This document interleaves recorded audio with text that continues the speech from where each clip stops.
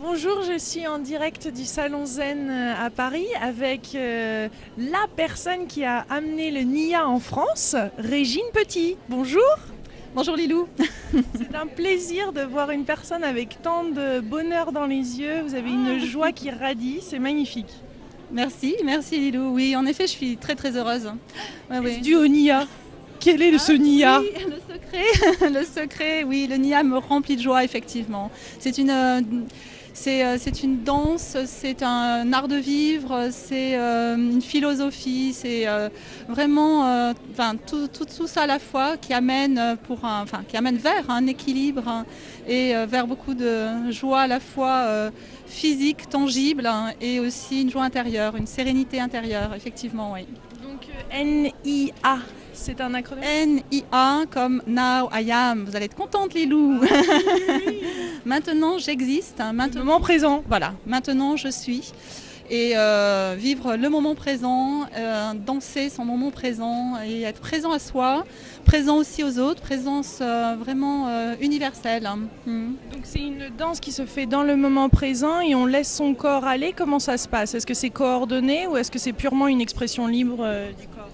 Il y a les deux, à la fois beaucoup de liberté, beaucoup d'expression spontanée, intuitive, selon les musiques que nous proposons, et également une structure, une sorte de fil conducteur, une trame qui invite au mouvement et au déplacement et qui nous permet de nous relier aussi de manière à pouvoir danser ensemble.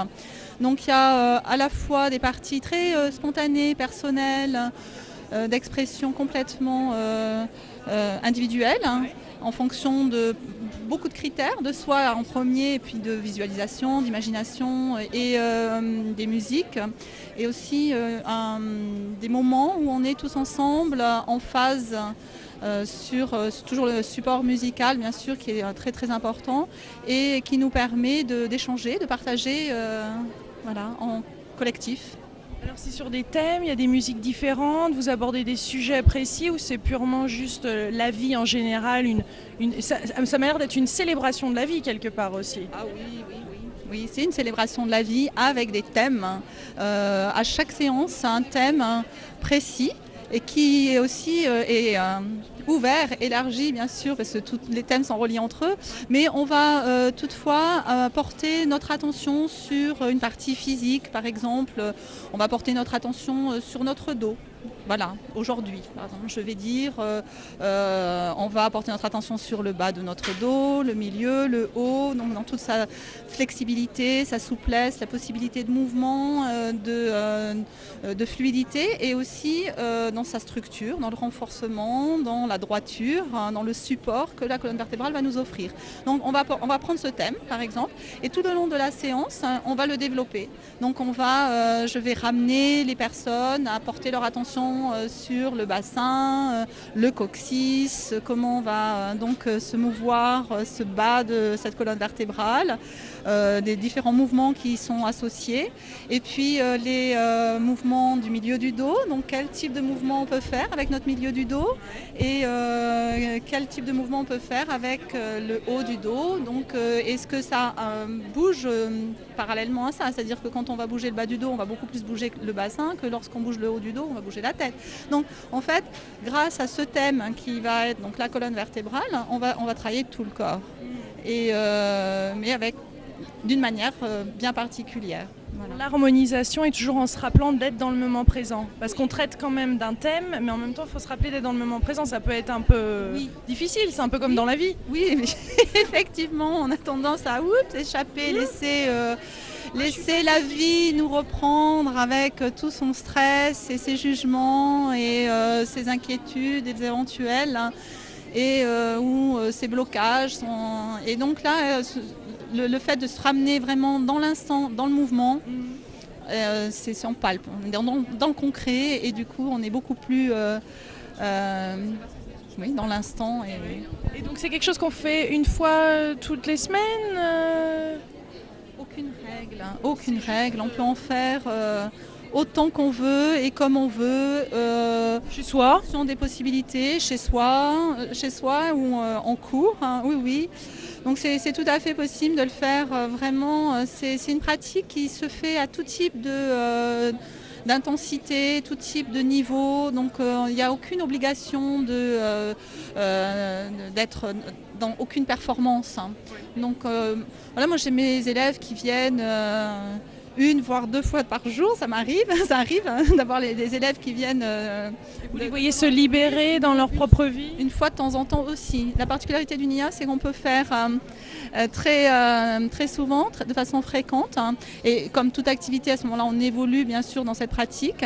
Ou bien on peut le faire quand on peut, de temps en temps. Et la joie du NIA, c'est aussi de pouvoir le faire uniquement de temps en temps. Chaque séance est variée, chaque séance a un thème différent et donc les chorégraphies sont tellement accessibles qu'on peut le faire uniquement de temps en temps. On n'est pas perdu lorsqu'on ne vient pas assidûment. Voilà, donc ça c'est cette particularité. Ça fait combien de temps que c'est en France? Parce que il y a pas mal de temps que c'est en France maintenant. Enfin, vous avez reçu un gros support quand même médiatique. Il y a pas mal de médias qui ont relayé toute cette information. Est-ce que vous avez vu un boost du NIA d'un seul coup, une fois que les médias s'y sont mêlés? Ça fait combien de temps? Comment ça s'est passé l'évolution? Alors, l'évolution en France, moi j'ai commencé en 2005, très précisément, et j'étais dans le sud de la France, et donc j'ai décidé de monter à la capitale pour amener vraiment le NIA à se développer. J'ai senti cette nécessité et je suis montée en 2006. Voilà, ça fait exactement 3 ans. À l'automne 2006, nous avons démarré réellement, on va dire, les premiers pas du NIA en France.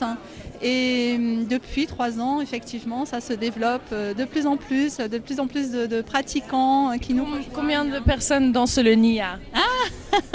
Combien de licenciés? On doit en avoir 200 en France actuellement, peut-être un peu plus. Oui, peut-être plus. Oui, je vais faire une danse. Attendez, oui, parce que j'inclus pas du tout mes nouveaux élèves de cette année, plus ceux de mes collègues, puisque depuis 1 an maintenant, j'ai des collègues. Donc oui, on va dire au moins 300, facile. 300 licenciés en France. Bon, c'est tout nouveau encore, ça démarre. Vous allez pouvoir faire un remake de On danse le Mia, on danse le Nia. On danse le Nia. Merci en tous les cas de partager cette belle danse de la vie. Merci à vous, merci de votre curiosité, votre sourire que je trouve également radieux. Merci. Alors vous êtes une grande fan du NIA? Ah oui, vraiment. Je suis fan du NIA depuis que j'ai découvert ça. Ça compte beaucoup dans ma vie. J'essaie d'y aller chaque semaine. Ça me libère des énergies. Le fait de pouvoir lâcher le son, lâcher le cri. Vraiment, ça me fait beaucoup de bien.